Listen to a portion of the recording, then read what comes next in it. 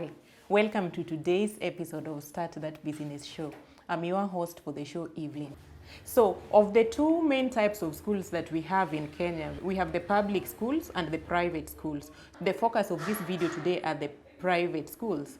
And to explain to you a case of a private school, we are going to look at Mana Preparatory. Mana Preparatory has been operational for the first 5 years, and we speak to the proprietor, Mercy, who will explain to us what the journey has been for her from the time she started to date. And one of the most important things in a school is registration, because you're operating in an environment where we have different registration requirements that are needed. So we look at the registration. The next thing that we will look at is the location, the premise where you want to operate from. And most school owners find it easier to lease a premise for a start, and then with the time, probably 5 or 7 or so years down the line, they probably accumulate enough capital to be able to buy their own land, to be able to build the complex. And sometimes within the 5 years, you probably realize that it is just not working. But our story today will encourage you, because most of the school owners I have spoken to probably run the first year with maybe 2 or 3 children. So it really also takes patience, it takes hard work, and it takes determination. So like in the case of Mercy, her start was this way.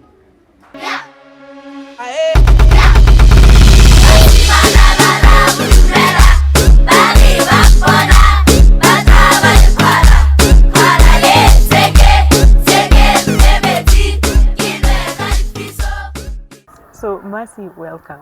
Thank you very much, Evelyn. Could you please introduce yourself? Yes, I will. Thank you. My name is Mercy Nyakan. I'm the Managing Director for Mana Preparatory School. Okay. Yes. Wow.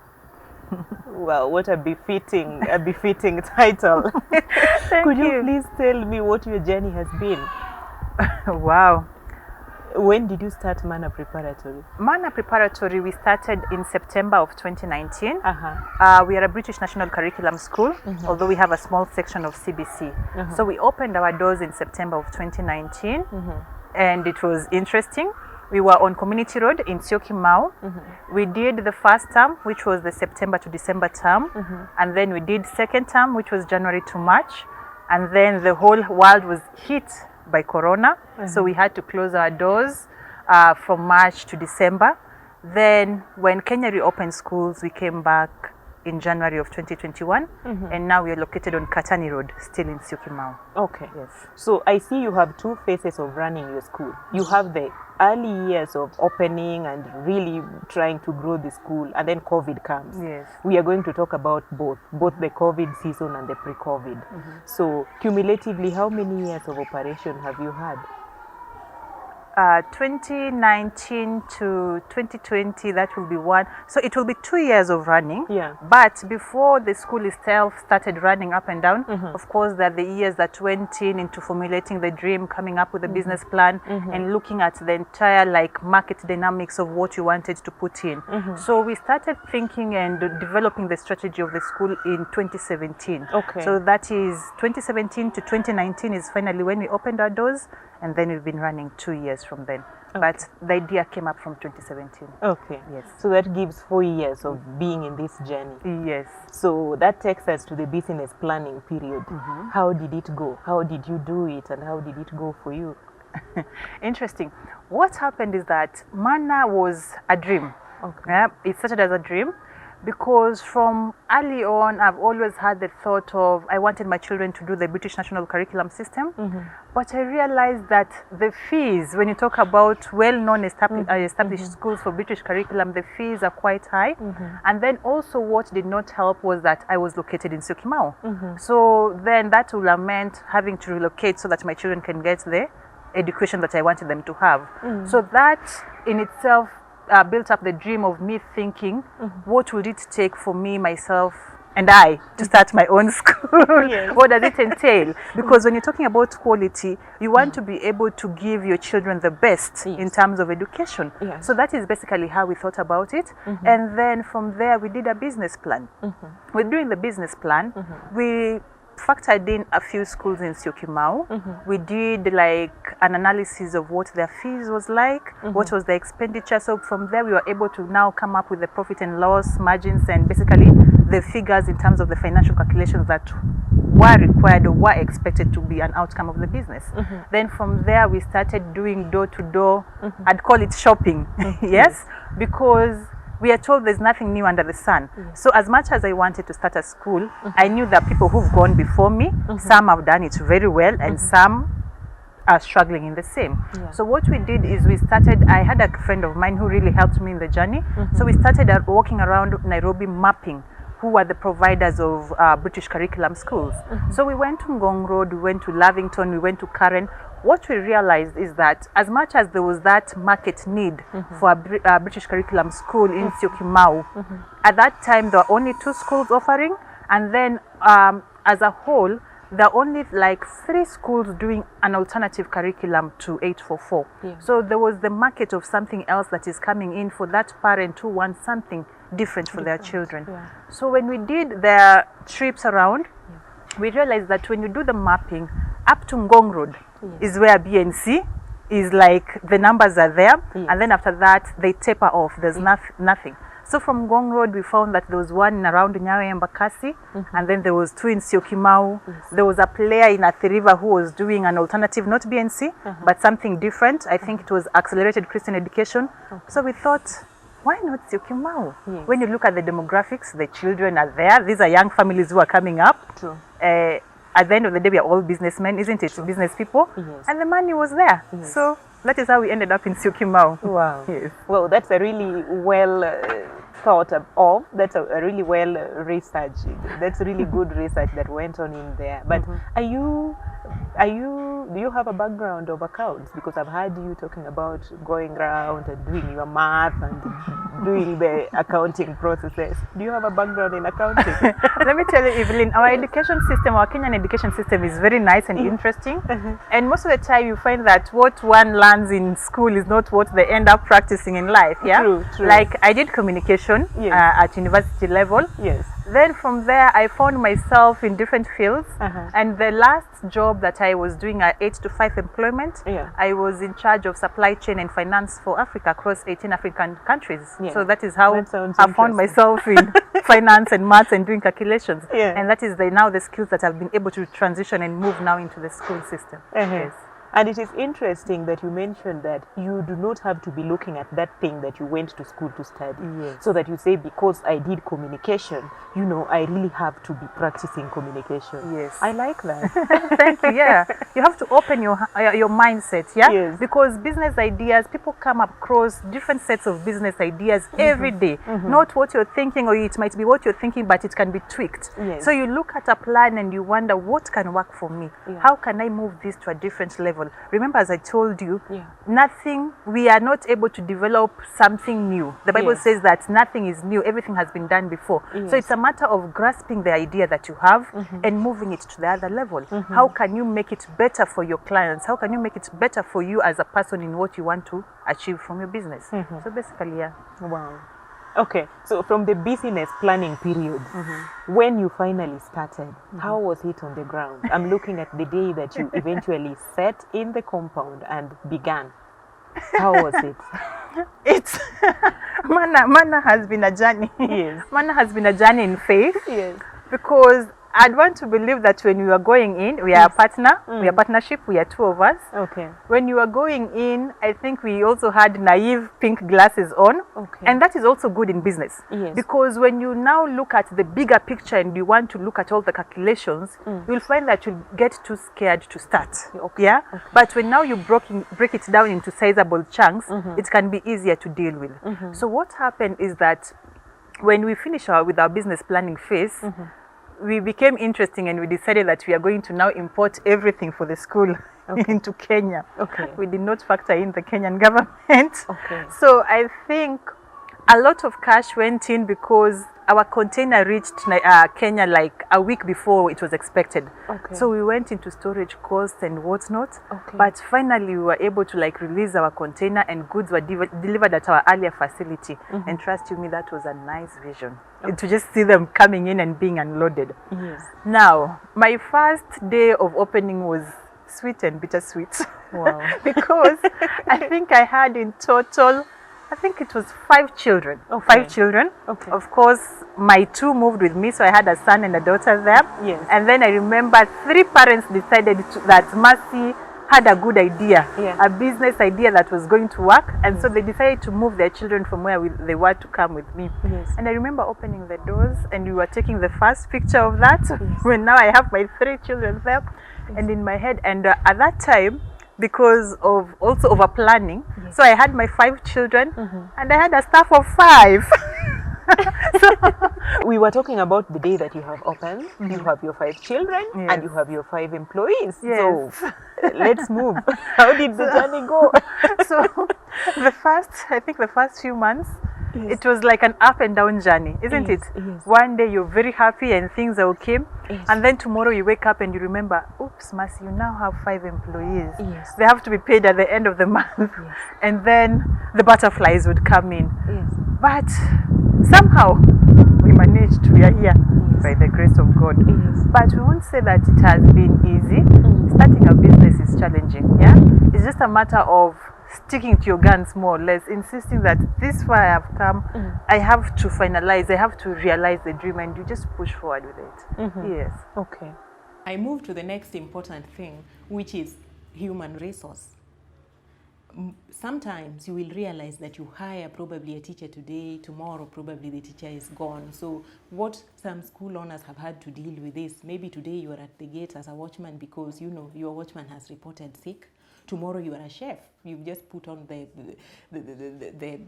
you've just put on the mantle of a chef because probably your chef has called sick and children have to eat. So be prepared to be all-rounded, but also equip yourselves with human resource management skills, because sometimes you will realize maybe a teacher has not reported, and as fast as possible, if you were not trained as a teacher, it will be important for you to also train as a teacher in the long run, because you also want to check what is this that is being imparted. How is this education curriculum that is my line? How is it being imparted? Are they doing the right thing? So in addition to hiring professionals, it is also important for you to go in and at least learn so that you know what you are trading in. So what would you do differently if you were to start staffing all over again? Imagine it was your day 1 and you have the 5 children and you are thinking of employees to bring on board. So what would you do differently today? First and foremost, what I will not touch, because what we decided going into the business is when we did our research, we realized in terms of the pay scale for the teachers. So what we did, we just went slightly above the market rate for this area so that you can also entice the employees who are overqualified or above qualified for the position. So in terms of looking at the qualifications and the compensation plan, that I don't think we'd want to change if we were given a do-over. But what I'd change is like putting them in advance. I think what I'll do, because what we also realize is that when you do a JD, you don't get the kind of CV that you're looking for immediately. It takes time. Like now, like this time, if you want to like fill in a position for next term, we have to do it like even 2 months in advance. We start asking for those CVs to come in. So yes, we will ask for the CVs for the different positions to come in, but I think we'd wait. Like for 5 children, more or less 1 teacher could have been able to handle. And then from there we build. So we could have put like, let's say 1 teacher and a teacher assistant. And then as the numbers come in, we also build on the teachers, because that one now would have helped our bottom line as compared to putting in 5 qualified teachers and 5 students. Yes. Wow. Now, we are moving to the next important thing, which is the product offering. Of course, you are offering education, yes, but even within education, we have different curricula. We have our local system, the 844, the CBC, and we have the other alternative curricula, for example, the BNI. So our host today runs a BNI, which is the British National Curriculum. And she says what informed her choice is because there were enough local curriculum schools around, and there was a need for something different, something which is just not our local curriculum, and that informed her choice of running the British National Curriculum. Now, hers was even an uphill task because she was even faced with a situation where she had to explain to parents what really the curriculum is because it's something different. However, she broke through the explanation, she broke through the marketing, and year one may have been hard, but today she has the numbers that she has. So that underscores the need to be patient, that underscores the need to always keep doing things right and not to be discouraged. And that takes us to the next thing, which is capital. So I'm curious, how did you, or how much capital did you use to start roughly? That is where I was talking about pink glasses. Yes. What happened was that Yes. in 2017, yes, the dream was there. Yes. So we did everything and we put everything in pen and paper, Yes. and then we realized, oops, there is no finance. Because there's this saying that in Kenya there is never a shortage of ideas. Yes. The shortage is in the capital to start. Yes. So the dream almost died because we didn't have the money, because back then in 2017 we'd even gotten a facility and whatnot, we'd done a down payment, and then there was no, because the theory was start small and then build it up, gradually build it up. Yeah. So in 2019 I was approached by an investor, and I remember sitting and wondering, do I take this, do I not take? And my father gave me a very interesting advice. He was like, Mercy, it's better to own half a pie of something that is going to produce income rather than remain with the whole 100% of it, and it's a pipe dream. Okay. So that is how our investor came on board. Now, to start with, we had thought of a conservative figure of 2 million. But when we came in, and then our figures, we were assuming that where we were, we would be able to now bring in the children immediately. Yeah. What we didn't factor into place is that a school takes time to grow. Okay. A school is not like a goods business where people come to buy and sell. You have to convince the parents. We started in September. So meaning the whole September to December, we are doing convincing more of parents so that we can expect them for the next term. Yet September to December, it's 4 months that the school has to operate. People have to be paid, facility has to be maintained. So slowly by slowly the capital kept increasing, because now as directors we had to come back and dip into our pockets, pay the teachers, pay the facility, keep paying. So by now, by 2021, the capital that we are talking about is about 6.5. Okay. Yes. Wow. And we're still not in the clear, because as much as the numbers have come in, what happened was last year it was more of just surviving. So you're dipping into pocket to just maintain the facility. So you find that is what now made the capital become more than what will have been. Yes. Listening to her story, it may take 1 year, it may take 2 years, but the bottom line is you have to stick to your goals. What is the key message that you're selling to parents? Is it that maybe you care enough for the children? Is it that maybe the education that you offer is different from what we already have? Is it the co-curricular activity that you offer? So all these are going to make you stand out from the crowd, or they're going to make your school stand out. So accessibility is important. The diet, if at all you give food in school, is also important. Probably even the uniform. So these are the soft things that you want to look into, because they will really attract parents to your school. And how friendly are the staff? What culture of staff have you cultivated in the school? So all that is going to be important. Then after the registration, after opening up your doors, and after probably attracting 1 or 2 or 3 children, one thing that is going to be your companion for the longest time is marketing. And marketing, I have seen most schools use Facebook. Some schools use word of mouth, which is coming out to be very strong, because if my child is happy in your school, I'm probably going to tell the parents in my circles that I know of a good school. So word of mouth is going to be very important. So running your day-to-day operations really have to be such that word of mouth will sell you even more. Telephone, and if you are at another level, probably having a school bus will sell you even more, because as the bus moves around, people are going to be able to see that there's such a school in the neighborhood and it does this. And another thing that is unique about this school that we are looking at today is that it offers an alternative curriculum. The curriculum that is run in this school is the British national curriculum. And let's look at what prompted her to go for the British national curriculum versus our local curriculum, the 844 or the CBC. And Mercy says that before she settled for this curriculum, she scouted around. So here is where we talk about the market research.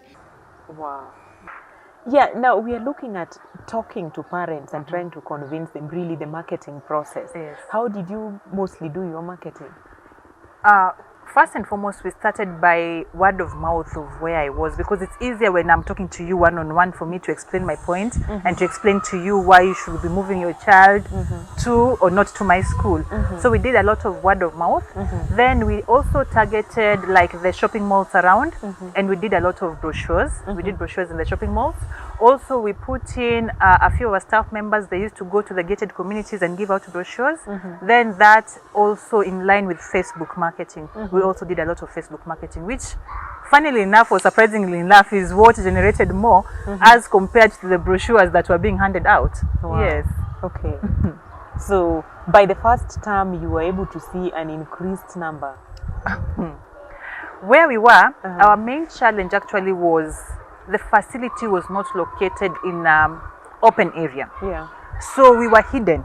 So the issue was, as much as we tried to explain to parents in the community that this is Mana Preparatory, this is where we are, come and visit us. I'd have instances of parents saying that, calling to say that we came in that area, we looked for you, we did not find you, because we did not brand our house. I think that is also a learning curve that we had.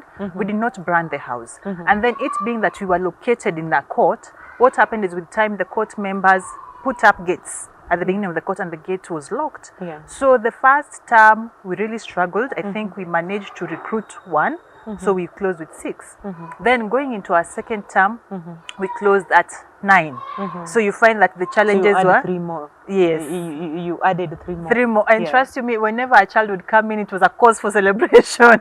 We'd all be happy. So we closed at 9. And then more of the numbers have come in now 2021 January. Because by that time we had relocated to now a facility that is by the public road. So we don't really need to shout much. You can see our bus moving because we even now got a bus. Before that we were using not private transport per se, but the bus was not branded. But now you can see our buses moving. We've put in signboards at the entry of the main highway, and then we are still shouting on Facebook. And guess what? As I was coming, I saw your van along Katani Road, written Mana Preparatory. I was just behind it. Then I said, yeah, this is where I'm going. It is, yes. The vans actually act as a very nice marketing tool.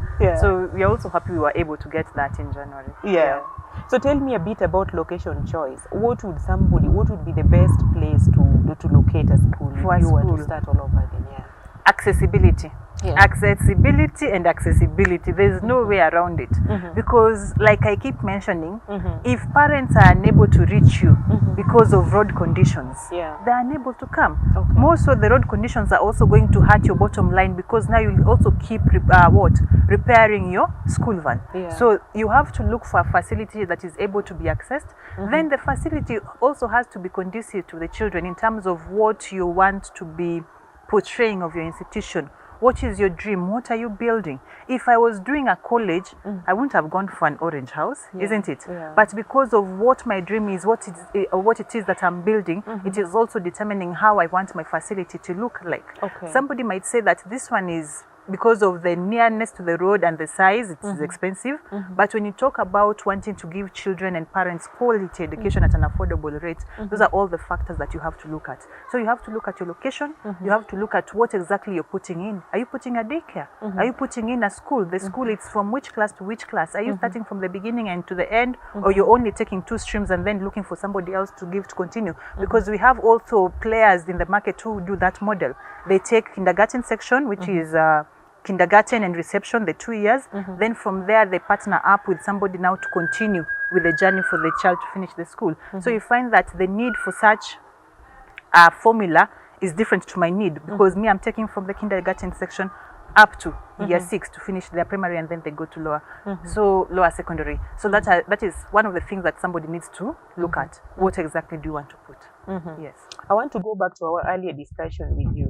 You spoke about there's a point that you were doing change of user. So what type of a building are we looking at? Are we better off hiring, or it's better if you acquire your own, or it's better if you started building from scratch?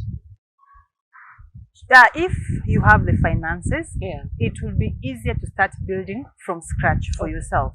So like, let's say if you had like even a chunk of land just lying somewhere, it will make more sense to you, bottom line, if you even just start with one class and then build around it. Because the minute you're in somebody's facility, when rent is due, full stop.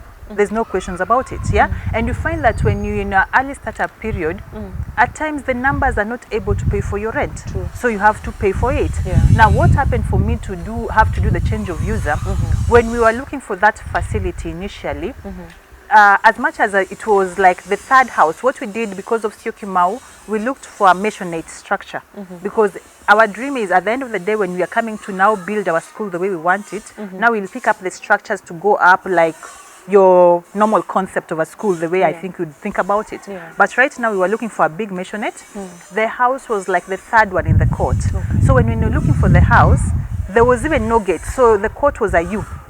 And it was very accessible, and it was a beautiful, we were looking for just a beautiful big building.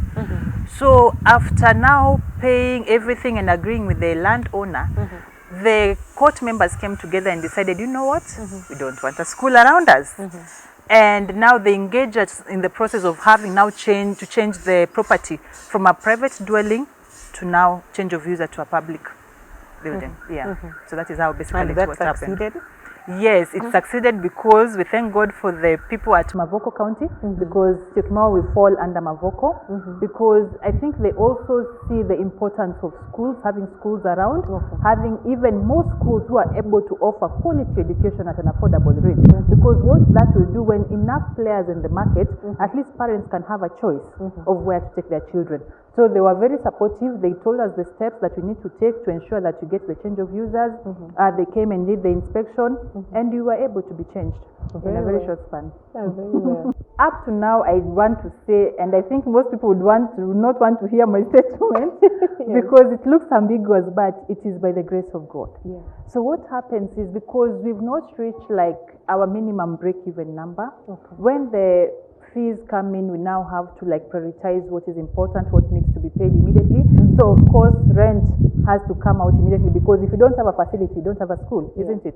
Then from there, our teachers have to be paid, because if you don't have teachers, the children will just come in the facility, and then what will happen? So basically what we've done is we've had to prioritize what we tackle one by one.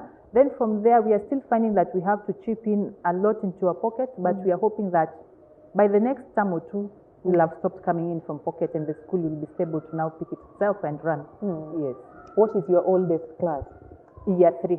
Okay. Year 3. Wow. As I told you, we do a bit of CBC and a bit of more. The school is more of BNC, but when you have parents who are insisting their child started with CBC, they would like to continue with CBC, we are also allowing them the opportunity. So right now, our current oldest class is Year 3 BNC. Yes. I want to revisit marketing again, and specifically because you are doing the British National Curriculum in a community that is purely CBC or 844. Because I imagine that the breed of parents you're dealing with may have either gone through 844 or some of their children are now interacting with CBC. But here you are entering in a new market, you are introducing the British National Curriculum, and you are also marketing, speaking children. How was it for you? Interesting. We find that parents were able to respond very positively, because what we ensure we do is that the minute somebody enters our gate to come and seek a position for their child, we sit down and take them through almost a 30-minute presentation of our similarities to CBC versus our differentiators, and why it is wise or not wise for them to change. So we find that being able to do that, explain from the word go what we do, explain the curriculum in detail, we are able to now get the interest and get parents to also moving. But also something of interest is that as much as Syokimau is surrounded by CBC schools or 844 system, we also have a lot of parents who are also seeking alternatives to what is there. So that is also the market niche that we came to answer. Because if you find that you have parents in Karen, Lavington and such looking for alternatives in their like where they're situated, why would you assume Syokimau at the river, there are no people who are doing the same? So you find that in any community, there are also people who want to be trailblazers, who want to start something. So there will always be somebody who wants to start something new. Yeah. We like also targeting such people. Yeah.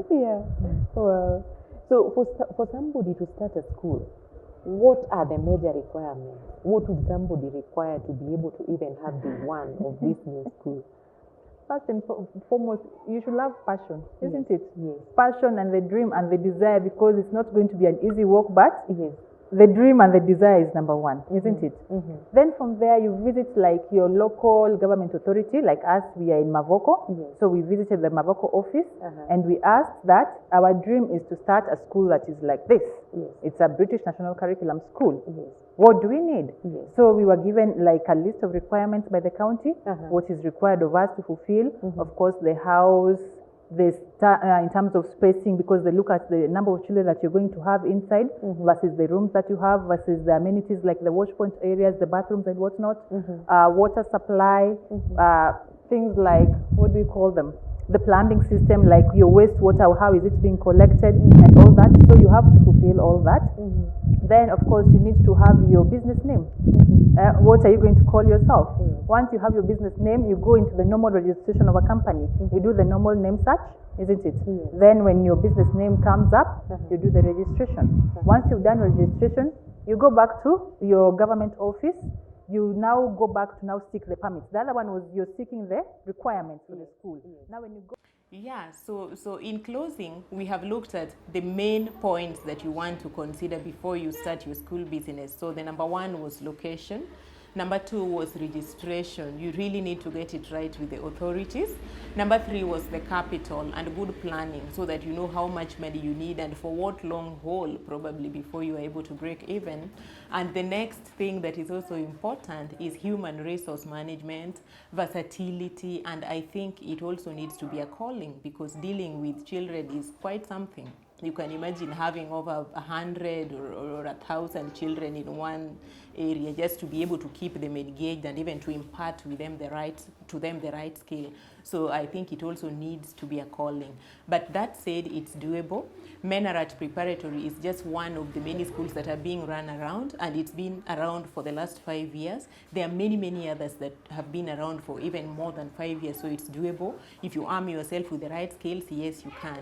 So I believe today's show gave you the information that you need and even showed you cases of people who have done it before. It was my pleasure hosting you, and till then, when I give you the different business ideas, I look forward to seeing you yet again for many, many more business ideas. But if you want to receive notification anytime we upload more video, you may subscribe. You may also communicate with us through our social media channel, Facebook and the rest. Otherwise, bye for now. I was your host, Evelyn.